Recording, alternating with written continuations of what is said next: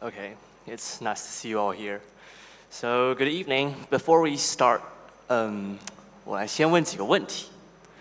Okay, how do you calculate the value of a melody that made you cry at 2 a.m.?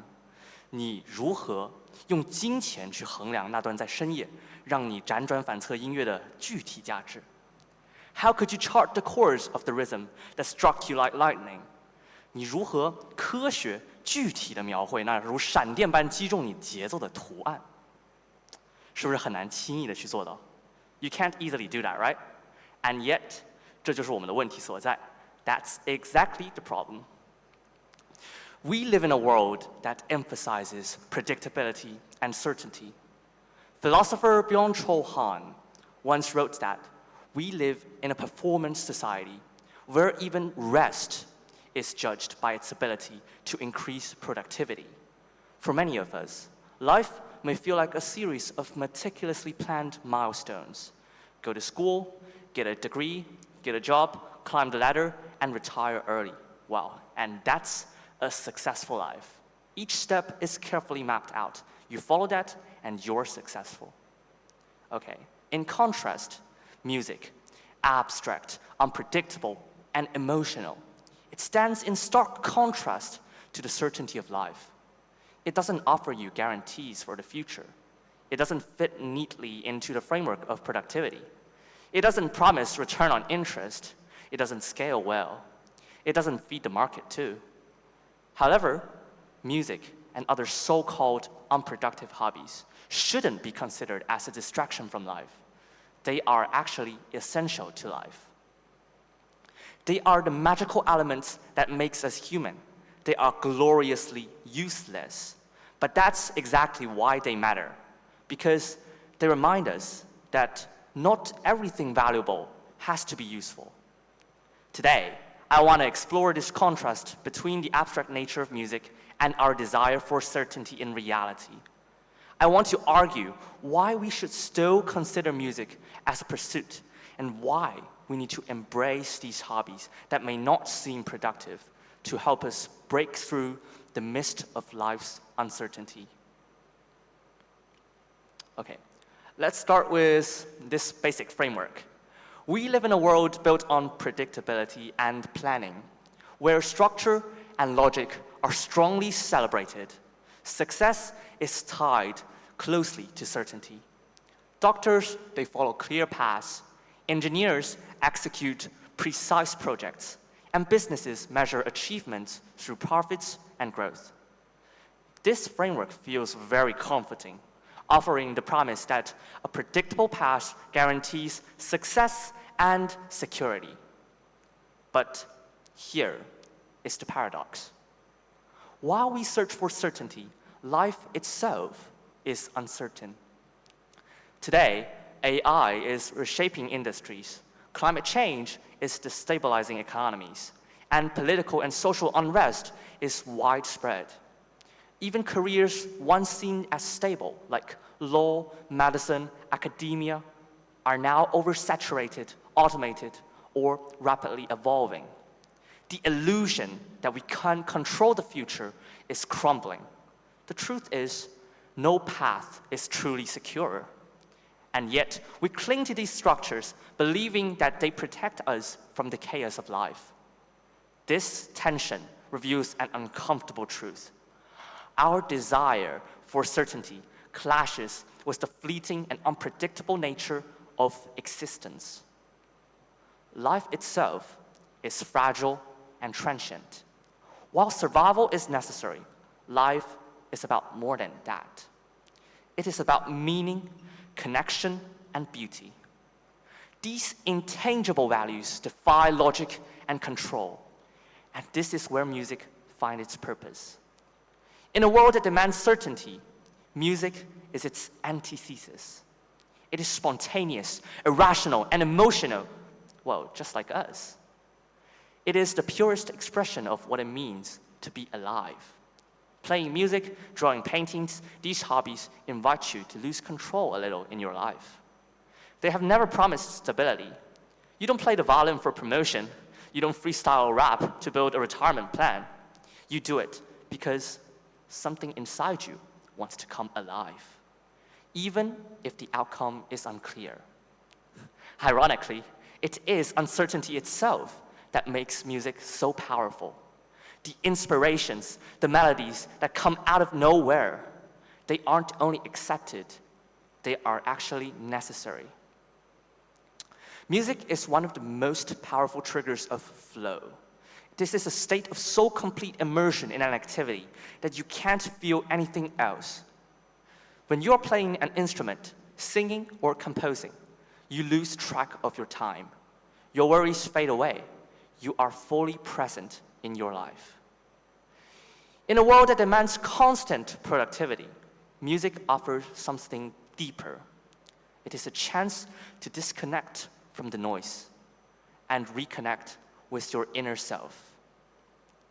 Unlike the fragmented attention demanded by short videos and endless notifications, music requires more focus. It nourishes your mind rather than draining it. And this is why music and art are not distractions from life. They are the antidotes of life.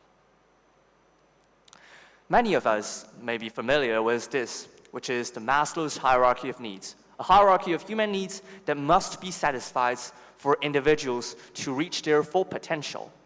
It is divided into 5 levels, starting from the most basic physiological needs, including food, water, and shelter, clothing at the bottom, and processing to self-actualization, which emphasizes creativity, pursuing passions, or meaningful goals at the top. Usually, the satisfaction of these needs is gradual. You have to care for your survival first, then to your well-being, and your connections with others. You have to earn self-esteem through getting tangible achievements and accomplishments. And finally, you can focus on your self-actualization, discovering your full potential, like improving your creativity, fulfilling your life to the best. As you can see from this model, there is a process of achieving your full potential. It is after you have actual achievements, after you are certain and confident enough about your life, about your future, you can have the chance to spare yourself some time and some space to develop your hobbies, improve your aesthetic skills. However, there is a problem. Is the single way up the only pathway? What about these artists? What about these musicians? They devoted their whole lives just to create pieces of artworks out of their heart, regardless of what situations they are in. It is said that Mozart even burned his furniture just to dance with his wife in his apartment. Van Gogh created over 2,000 works of art despite living in poverty for most of his life. And here, Martin Luther King, an activist, he faced constant threats to his safety and financial strain during the civil rights movement. Yet, he still placed the well-being of the movement above his own. They are crazy. Where has the base of the pyramid gone? How come the pyramid's tip floating in mid-air? Well, if everything about the behaviors of human beings can be predicted, can be explained using this single model, then we are no different from computer programs. We are no different from robots.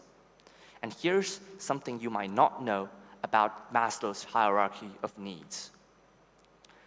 Maslow himself, when realizing the nuanced human nature, acknowledged that higher-level needs like self-actualization can actually sometimes take precedence over basic needs in exceptional individuals, especially for people with strong ideals. Not only artists, philosophers, and activists, they also have this trait. They may endure hardship to fulfill a deeper purpose. And Maslow referred to this as meta-motivation.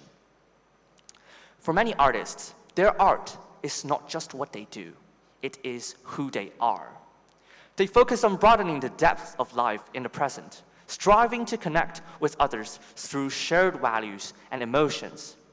For them, abandoning art for certainty feels like losing their sense of themselves, even if it means enduring hardships, enduring poverty. So, in a world defined by uncertainty, just as what I said, shaped by AI, climate change, and political turmoil, Music and art are more vital than ever because they bypass logic, striking directly at the heart, reminding us that we are human, not machines, and showing us why life is actually worth living. One of the greatest fears for people who pursue certain paths is regret. What if we look back and wish we had chosen a safe option? Well, what if we look back and say, well, I would rather be a lawyer than a violinist? Well, you have to remember that. The fear of regret is rooted in the false promise of certainty. Even if you take the seemingly predictable path, there's still no guarantee of success in the future because life itself is fleeting. We don't know anything about the future yet. In my interviews with passionate music lovers, although they expressed concerns about inequality and an uncertain future about music as a profession, all of them said the same thing at the end, which is, maintain a passion for music, stick to your love, live in the present, and slow down. Take one step at a time towards the future romantically. Not because it's guaranteed, but because it's worth it. Okay, so finally, let's return to the beginning. How do you calculate the value of a melody that makes you cry at 2 a.m.? 你如何用金钱衡量那段在深夜让你辗转反侧音乐旋律的价值？你如何科学具体的描绘那如闪电般击中你旋律的图案呢？听了这么多，我想大家应该不会这么做，因为它们本身无法被衡量，它们本身就是无价的。They are priceless, so you don't do that. In a world obsessed with plans and productivity, music and other creative pursuits aren't detours from real life. They are parts of real life. Thank you.